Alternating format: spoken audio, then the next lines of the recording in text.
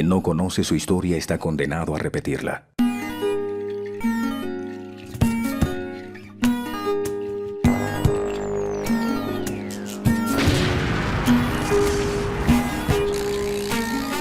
Vendrán terremotos, corruptos y mafiosos, hombres o mujeres, ya no hay miedosos. Mucha plata repartiste por los barrios, convertiste a mis hermanos en sicarios.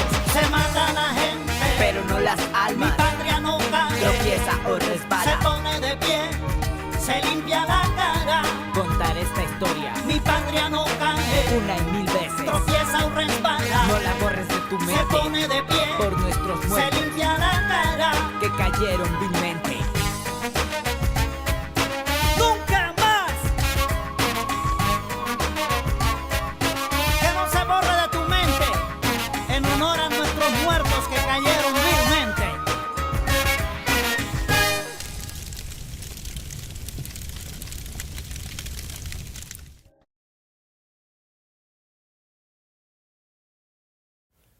Buenos días a todos, nuestros nombres son Gabriela Pinilla y Dana Moreno. Damos la bienvenida a Cuentos que no son cuentos.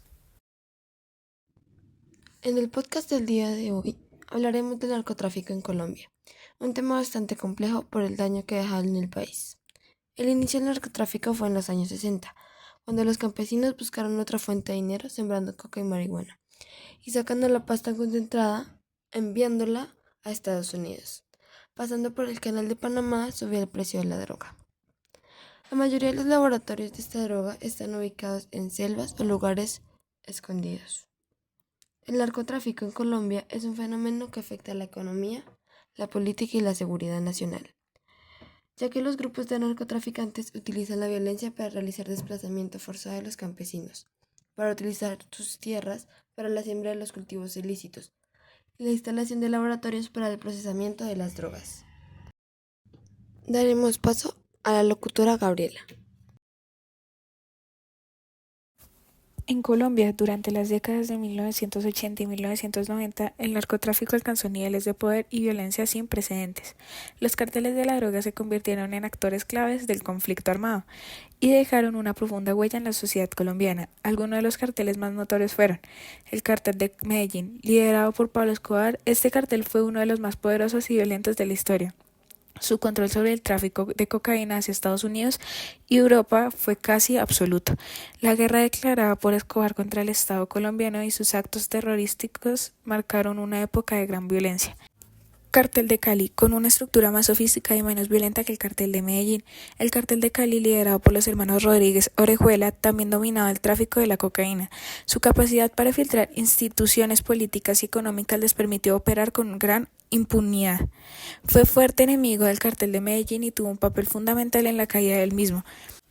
Cartel del Norte del Valle. Tras la desarticulación de los carteles de Medellín y Cali, el Cartel del Norte del Valle emergió una de las organizaciones del narcotráfico más influyentes. Operó principalmente en el departamento del Valle del Cauca y mantuvo alianzas con otros grupos criminales. Se caracterizó por su alta capacidad de violencia y por los enfrentamientos con otros grupos criminales. Estos carteles se caracterizaron por su inmenso poder económico derivado del narcotráfico de cocaína, su capacidad para corromper a funcionarios públicos y penetrar instituciones del Estado, el uso sistemático de la violencia para controlar territorios, rutas de tráfico y eliminar a sus rivales. El impacto devastador que tuvieron sobre la sociedad colombiana generando violencia, corrupción y desestabilización política. El legado de estos carteles aún se siente en Colombia y la lucha contra el narcotráfico continúa siendo un desafío importante para el país. Ahora leeremos un poema que representa a las familias que son víctimas del narcotráfico. Su nombre es Sombras de Pólvora. La noche llora su luto eterno, susurra el viento un grito herido. Calles de sombra, asfalto enfermo, balas que rompen el sueño perdido. Sangran los muros con nombre y fecha, voces silenciadas por el temor. Nadie pregunta, nadie sospecha, todos son víctimas del mismo horror. Madres que buscan entre cenizas, rostros de ausencia, manos sin sol. El eco de la guerra jamás agoniza. La paz es un sueño que muere en alcohol. ¿Quién nos devuelve el arrebatado? ¿Quién limpia el rastro de la maldad? Si solo queda el polvo callado, si solo hay huellas de soledad. Ahora les hablaremos de Manuel Marulanda. Otro de los líderes del narcotráfico fue Manuel Marulanda Vélez, que nació el 13 de mayo de 1930 en Génova, Quindío. Su nombre de nacimiento fue Pedro Antonio Marín, pero luego fue conocido como Manuel Marulanda Vélez y se ganó el apodo de Tiro Fijo, después de demostrar su precisión con las armas en una época en la que la violencia partidista tomaría un nuevo rumbo.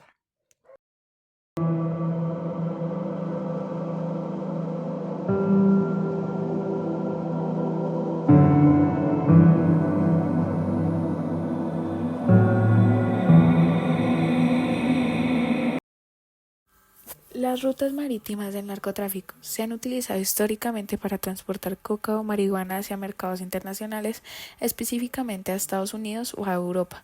Las rutas son la Ruta del Caribe, Ruta del Pacífico y la Ruta de la Guajira. Consecuencias del narcotráfico. El narcotráfico tiene consecuencias devastadoras en sociedad, violencia, corrupción, desplazamiento y adicción. Economía. Lavado de dinero, desestabilización y pérdida de inversión. Política. Corrupción, desestabilización y pérdida de confianza. Medio ambiente. Deforestación y contaminación.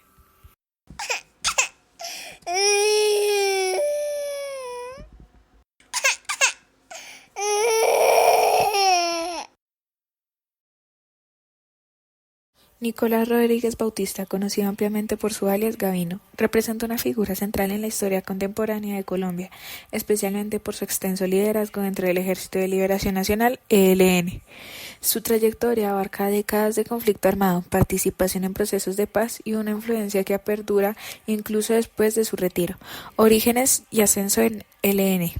Nacido en el 25 de enero de 1950 en San Vicente de Chucurí, un municipio con una fuerte tradición de lucha social en Colombia, Gavino se unió al ELN en su juventud. Su incorporación a la guerrilla se dio en un contexto de profunda desigualdad y agitación política, factores que alimentaron el surgimiento de grupos armados en el país. A lo largo de su carrera dentro del ELN, Gavino ascendió gradualmente a la jerarquía, demostrando habilidades de liderazgo y una firme adhesión a la ideología del grupo. En 1998, tras la muerte de Manuel Pérez Martínez, alias el Cura Pérez, Gavino asumió el liderazgo máximo del ELN, consolidando su posición como uno de los comandantes guerrilleros más influyentes en Colombia. Liderazgo y participación en procesos de paz. Durante su liderazgo, Gavino mantuvo la línea ideológica del ELN, caracterizada por su énfasis de la lucha por la justicia social y la soberanía nacional. A pesar de su compromiso con la lucha armada, Gavino también ha participado en diversos intentos de diálogo y negociación con el gobierno colombiano. Su presentación en estos procesos refleja la complejidad del conflicto armado en Colombia y la búsqueda de soluciones políticas. Su presencia en la mesa de negociaciones, aún después de su retiro, muestra que sigue siendo una figura influyente dentro del ELN. En junio del 2021, Gavino anunció su renuncia como máximo comandante del ELN, citando motivos de salud. Su retiro marcó el fin de una era en la historia del grupo guerrillero y Antonio García asumió el liderazgo. Situación actual y legado. En los últimos años, Gavino ha residido en Cuba, donde ha mantenido un perfil bajo. Su legado en el ELN es complejo y objeto de debate. Algunos lo ven como un líder histórico que defendió los intereses de los más desfavorecidos, mientras que otros lo critican por su participación en un conflicto armado que ha causado miles de víctimas. Independientemente de las diferentes perspectivas, la figura de Nicolás Rodríguez Bautista Gavino es fundamental para entender la historia del ELN y el conflicto armado en Colombia. Puntos adicionales. La región de San Vicente de Chucurí, su lugar de nacimiento, ha sido históricamente un foco de movimientos sociales y guerrilleros en Colombia. El ELN, bajo su liderazgo, mantuvo una estructura descentralizada, lo que le permitió adaptarse a los cambios en el contexto del conflicto. Su papel en los procesos de paz ha sido clave para mantener abierta la posibilidad de una solución negociada al conflicto armado. Carlos Castaño Gil fue una figura central en el conflicto armado colombiano, conocido por su papel como líder en las Autodefensas Unidas de Colombia.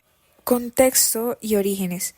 Violencia familiar y primeros pasos. La pérdida de su padre a manos de la guerrilla marcó profundamente a Castaño, impulsándolo a involucrarse en grupos de autodefensa.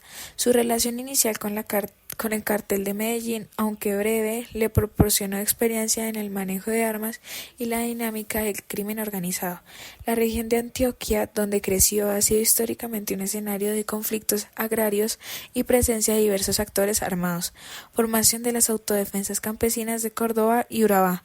Antes de la AUC, Castaño lideró las ACCU, un grupo paramilitar que surgió como respuesta a la presencia guerrillera en la región. La ACCU se caracterizaron por su fuerte vínculo con terroristas y su lucha contra la FARC y el ELN. Liderazgo de la AUC, consolidación y expansión. La creación de la UEC en 1997 consolidó diversos grupos paramilitares bajo un mando unificado liderado por Castaño. La UC expandieron su presencia a una gran parte del territorio colombiano, convirtiéndose en un actor clave del conflicto. Su discurso se centraba en la lucha contra la guerrilla y la defensa de los intereses de los terratenientes, pero sus acciones incluyeron graves violaciones de derechos humanos, crímenes y violencias. La UC, bajo su liderazgo, fueron responsables de numerosas masacres, desplazamientos forzados, asesinatos y otros crímenes de la lesa humanidad. Su accionar generó un profundo impacto en la población civil, causando sufrimiento y desestabilización en diversas regiones del país. Su relación con el narcotráfico siempre fue muy polémica, ya que a pesar de que siempre lo negó, muchas fuentes lo afirman. Relación con el Estado. La relación entre la UC y sectores del Estado colombiano ha sido objeto de controversia. Se han documentado casos de colaboración entre miembros de las Fuerzas Armadas y grupos paramilitares. Desmovilización y muerte, tensión interna. A medida que la AUC se expandieron, surgieron tensiones internas entre los diferentes líderes y facciones. Las diferencias sobre el narcotráfico y la relación con el gobierno generaron conflictos dentro de la organización. Circunstancias de su muerte. La muerte de Castaño fue en 2004, generó numerosas teorías y especulaciones. Aún inicialmente se habló de un enfrentamiento con la guerrilla, la versión más aceptada es que fue asesinado por miembros de su propia organización. Legado controvertido. Su figura sigue siendo objeto de debate en Colombia. Las víctimas de la AUC reclamaron justicia y reparación, mientras que algunos sectores lo consideraban un combatiente contra la subversión. Su legado está marchando por las miles de víctimas que dejó el accionar de la AUC. Puntos claves adicionales. La relación de los hermanos Castaño, Fidel, Vicente y Carlos fue un factor determinante en el surgimiento y el desarrollo de la AUC. La Ley de Justicia y Paz fue un interno del gobierno colombiano para lograr la desmovilización de los paramilitares. Salud pública. El consumo de drogas causa graves problemas de salud, como adicción, sobredosis y enfermedades. El narcotráfico también está relacionado con la propagación de enfermedades infecciosas como el VIH. Economía y desarrollo. El narcotráfico desvía recursos de la economía legal y fomenta la corrupción. Las comunidades afectadas por el narcotráfico sufren la falta de oportunidades y la degradación del medio ambiente. Estrategia de lucha. Enfoque integral. La lucha contra el narcotráfico requiere un enfoque integral que aborde sus causas y consecuencias. Esto incluye programas de desarrollo alternativo, fortalecimiento de las instituciones, cooperación internacional y reducción de la demanda. Cooperación internacional. El narcotráfico es un problema global que exige la cooperación de todos los países. La colaboración en materia de inteligencia, seguridad y justicia es fundamental para desmantelar las redes criminales. Reducción de la demanda. La reducción de la demanda de drogas es esencial para disminuir el poder del narcotráfico. Esto implica programas de prevención, tratamiento y rehabilitación para personas con problemas de adicción. Aspectos claves adicionales. El lavado de dinero. Los carteles de droga utilizan complejas redes financieras para blanquear sus ganancias ilícitas. La lucha contra el lavado de dinero es fundamental para debilitar el poder económico de los carteles.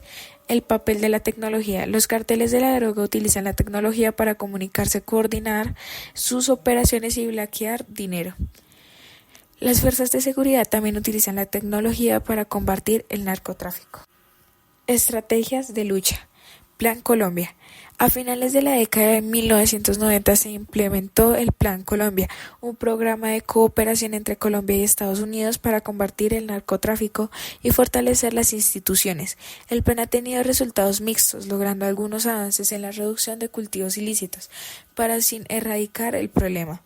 Enfoque multidimensional. La lucha contra el narcotráfico requiere un enfoque multidimensional que incluya la erradicación de cultivos ilícitos, la interdicción de drogas, la judicialización de los responsables, el desarrollo alternativo y la reducción de la demanda. La cooperación internacional y el apoyo a las comunidades afectadas por el narcotráfico son factores cruciales. Desafíos actuales, nuevas dinámicas. El narcotráfico en Colombia se ha adaptado a los cambios en el mercado global y a las estrategias de lucha del Estado. Ha surgido nuevas rutas de tráfico y nuevas formas de producción y distribución de drogas. Grupos criminales. Los grupos criminales continúan siendo un actor clave del narcotráfico, generando violencia, desestabilización en diversas regiones del país.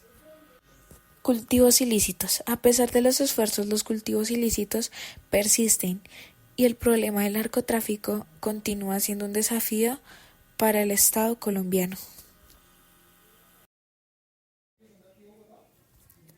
Es importante aclarar que el narcotráfico, por su naturaleza ilegal y cambiante, no mejora en el sentido de volverse positivo, sino que evoluciona y se adapta a las presiones y oportunidades. En Colombia, esta evolución se ha manifestado de diversas maneras: cambios de la estructura y organización, fragmentación de los grandes carteles. A diferencia de las décadas de 1980 y 1990, donde los carteles de Medellín y Cali dominaban, el narcotráfico actual se caracteriza por la presencia de múltiples grupos más pequeños y descentralizados. Esto dificulta la lucha contra el narcotráfico, ya que no existe un único objetivo principal. Diversificación de actores. Además de los grupos criminales tradicionales, grupos guerrilleros como el ELN, disidencias de las FARC se han involucrado en el narcotráfico, generando una mayor complejidad en el panorama. Bandas criminales de origen urbano también participan activamente en el negocio. Nuevas rutas y métodos. Las rutas del narcotráfico se han diversificado, incluyendo el uso de las embarcaciones marítimas, avionetas y pasos fronterizados terrestres. Los métodos de producción y distribución también han involucrado con el uso de nuevas tecnologías y técnicas del camuflaje.